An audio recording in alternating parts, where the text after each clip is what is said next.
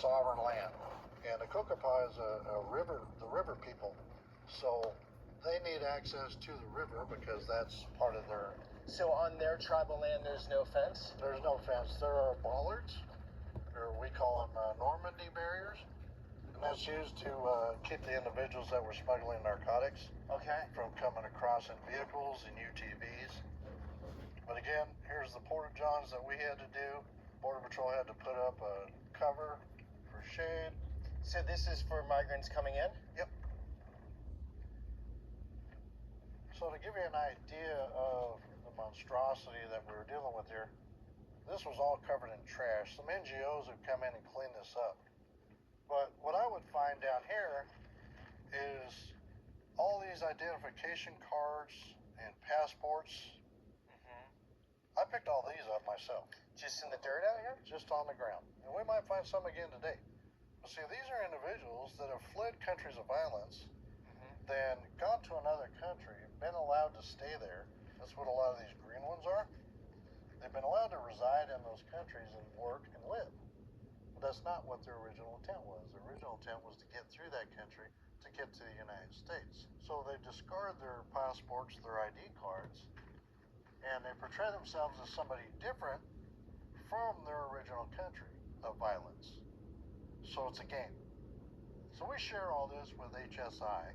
So every one of these have been shared with our federal government.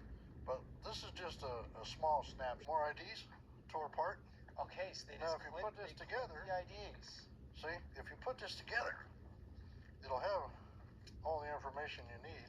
So why do they do it right on the border? Why don't they just do it like way in there? Lord only knows. Toothbrushes. Yeah. So it's not an eco-friendly bunch, but that's the last thing on their minds. Obviously, trying to get into another country. I mean, you look at some of this trash. I can show you pictures where all of this is just covered in trash. This whole area. But luckily, an NGO came along and cleaned it up because they knew senators were coming. And because the senators are coming, you got to sanitize before they get here to make it look like there's not really a big issue. Kinda. Yeah. That's what I'm saying. I'm going to be devil's advocate for 1 second. Ready? Right. Whole ID?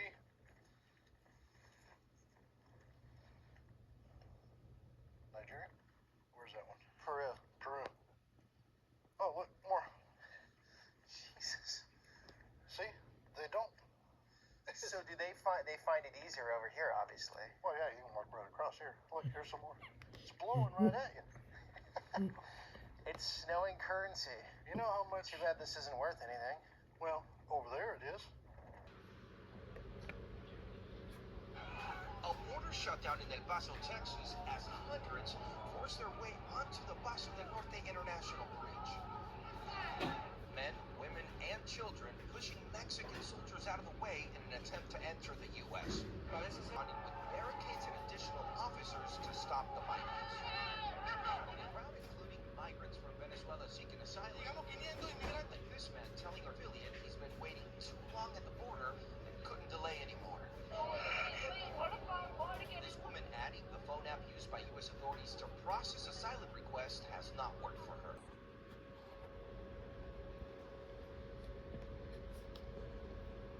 Is that this data is based on border encounters, which are defined as either apprehensions at the border or expulsion back into the illegal immigrant's country of origin.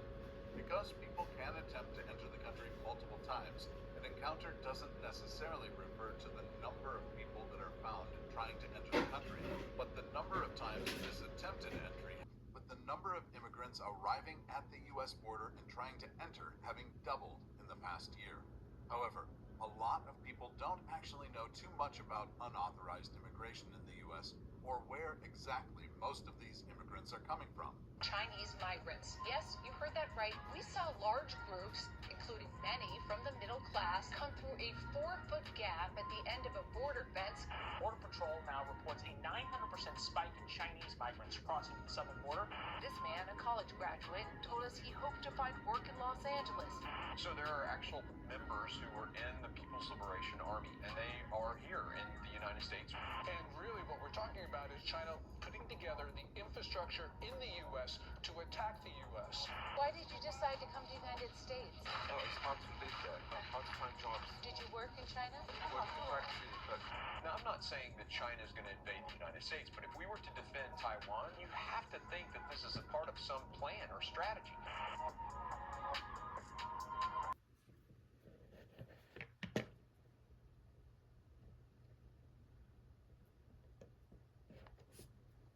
In the middle of the Sonoran Desert, hidden behind Border Patrol vehicles and makeshift tents, were hundreds upon hundreds of migrants, all of whom who hopped the U.S.-Mexico border in the past couple hours.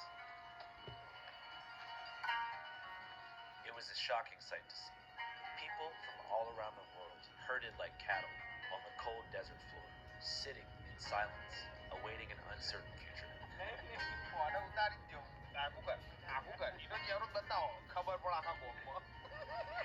Despite these conditions, spirits are generally high.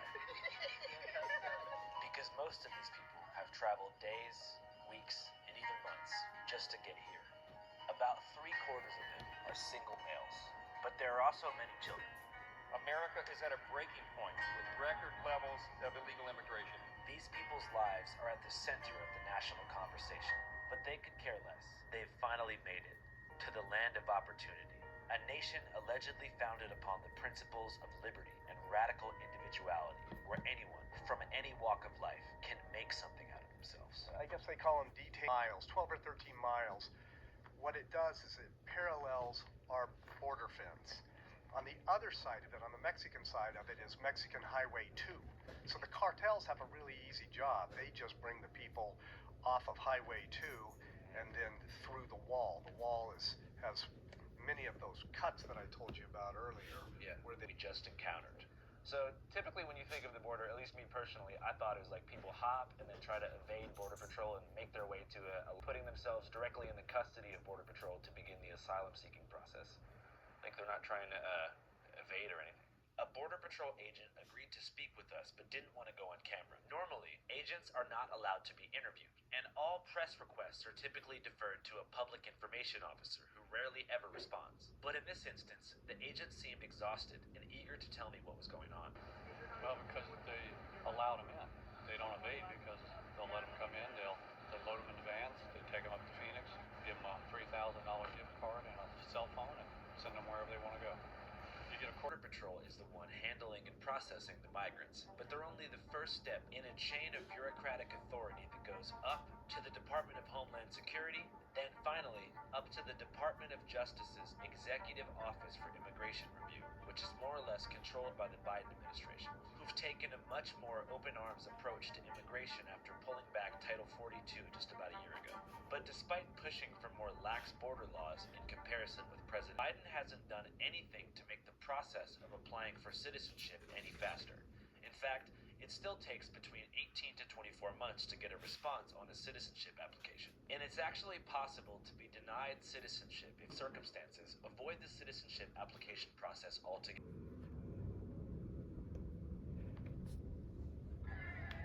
Mayhem across America, an influx of migrants rushing across the southern border. Sanctuary cities overwhelmed by the crisis. With the president missing, how can the US get on top of the surge, and what happens next?